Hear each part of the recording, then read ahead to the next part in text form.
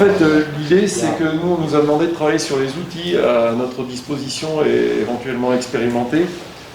Et les éléments qui sont soulignés, ça serait plutôt des éléments qui peuvent éventuellement être utilisés tout à la fois sur une action individuelle, mais aussi sur une action collective.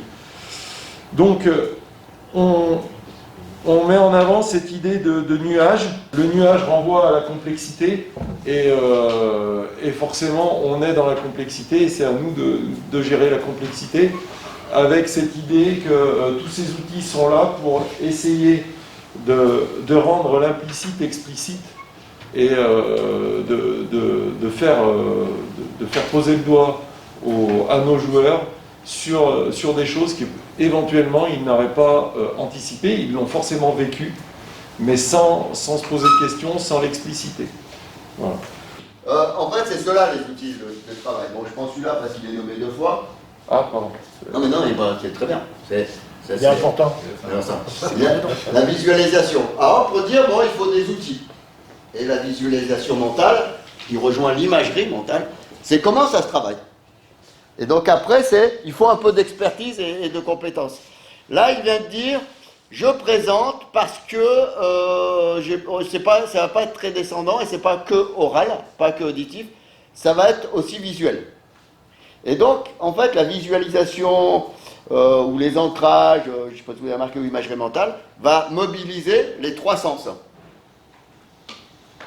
Et la visualisation mentale, on travaille sur les 3 sens. Donc, par exemple, nous, on travaille actuellement avec les filles. On demande à la fille, tu choisis un geste ou tu choisis un modèle.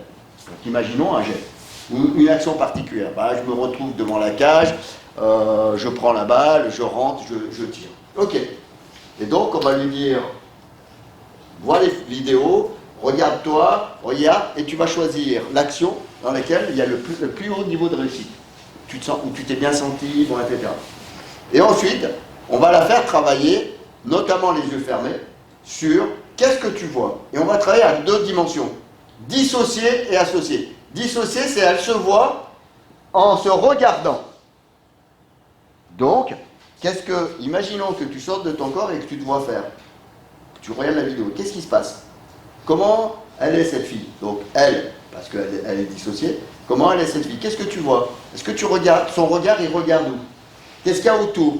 Si tu te rapproches, qu'est-ce que tu vois de plus près? Est-ce que tu pourrais presque même voir les muscles se contracter? Donc, dans tout le geste qu'elle est en train de faire, on va lui demander de se regarder.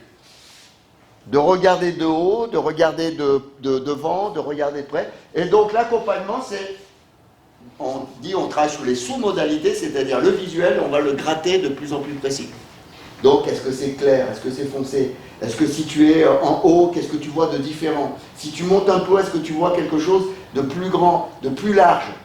Dans le mouvement, etc., etc. Bon, une fois qu'on a fait ça en dissocié sur le visuel, on va lui dire, on va parler de l'auditif. Qu'est-ce que tu entends autour de cette personne? Est-ce qu'il y a des bruits quand elle court? Est-ce qu'il y a des bruits particuliers? Etc., etc. Et puis, en dissocié, on va travailler sur le kinesthésique. Et c'est bizarre de dire kinesthésique en dissocié. Ben c'est, à ton avis, qu'est-ce qu'elle ressent? Etc., etc. Et ensuite, on travaille en associé. Ch'tac! Qu'est-ce que tu vois? Tu es à l'intérieur, tu as ses yeux, ce sont tes yeux.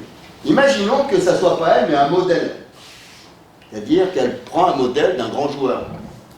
Ben, mets-toi à la place du modèle. Qu'est-ce que tu vois? Comment tu regardes? Est-ce que tes yeux vont vite? Est-ce que tu regardes tout en même temps ou quelque chose de très précis? Et donc, elle s'approprie ça. Et on va le faire en auditif. Qu'est-ce que tu entends, etc. Qu'est-ce que tu ressens? Et on va le faire des ancrages. C'est-à-dire, l'ancrage, ça peut être un ancrage kinesthésique ou un ancrage... Retiens bien le mot le plus important, la sensation la plus importante et la sensation, c'est celle qui te fait le plus plaisir. Et qu'est-ce qui est en train de se passer? Donc là, on le fait, c'est un outil.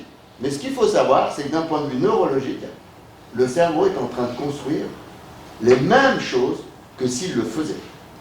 C'est-à-dire qu'il construit et il sollicite les mêmes circuits que si la gamine le faisait, ou le gamin.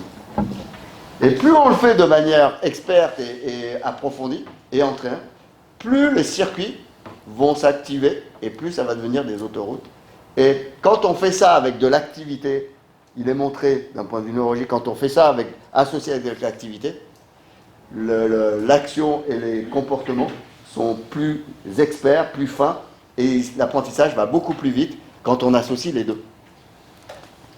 Aujourd'hui, on travaille de plus en plus sur la réalité virtuelle. Et vous allez voir que ce qui va se développer de plus en plus, surtout dans des contextes Covid aujourd'hui, c'est que les clubs qui ont les moyens vont travailler de plus en plus sur des réalités virtuelles. Et la réalité virtuelle montre que les personnes développent aussi des compétences et des qualités juste en vivant les choses.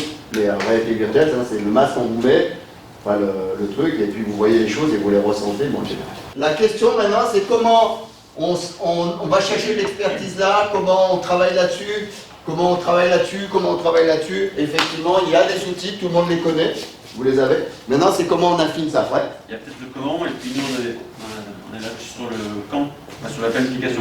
Alors, bonne question, vous le mettrez. Sur quel outil prioritaire Vous le mettrez, je vais répondre un petit peu après. L'entraînement sous contrainte, c'est ce qu'on appelle l'entraînement intégré, la préparation mentale intégrée, athlétique, etc. Sous contrainte, effectivement, il peut y avoir des choses qui sont faites. Moi, j'en vois beaucoup. Alors, on met une règle, bon, toi, on fait semblant de se tromper dans l'arbitrage, etc. La question, c'est, en dehors des contraintes qu'on pose chez le joueur, dans le jeu, c'est comment on aide les joueurs à gérer ça. Pourquoi ? Parce qu'il va y avoir des choses qui vont arriver, ce qu'on appelle de l'intensité émotionnelle ou de l'intensité cognitive. Donc si je finis l'entraînement et je dis à mes U13, il reste 5 minutes, l'équipe qui perd, elle ramasse tout le matériel, je crée une contrainte et je crée un contexte. Qu'est-ce qui va se passer ? Ben, ça peut partir en cacahuète. Chacun va vouloir faire son truc, les tacles vont commencer à monter là-haut, à s'engueuler, etc. La question, c'est que j'ai créé les conditions. Maintenant, c'est comment j'aide les gamins à prendre conscience de ce qui est en train de se passer. Parce que samedi prochain, c'est ce qui va se passer dans le match. Il va y avoir un truc qui va arriver, qui va faire monter le niveau émotionnel ou le niveau de pression, qui va faire que, eh ben, ils vont perdre le contrôle de quelque chose.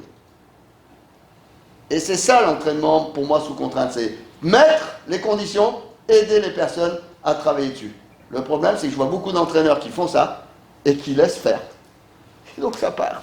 Putain, arrêtez, bordel.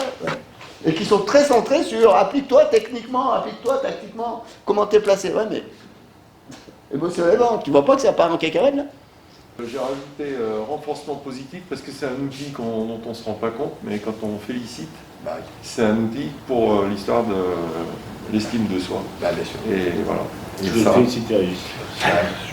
Tu as raison. Je trouve que c'est très bien. C'est très bien. Oui, non, mais parce que hier, j'avais encore une joueuse qui, j'ai l'impression que familialement, quand on fait les choses bien, c'est normal, et quand on fait les choses pas bien, on se fait défoncer. Ce qui fait qu'elle, quand elle est sur le terrain, elle est tout le temps la tête baissée quand elle ne réussit pas, mais quand elle réussit, elle est neutre. Et du coup, la confiance en soi, je ne sais pas s'il y en a qui ont des filles, la confiance en soi, c'est 80% du travail. La confiance en soi.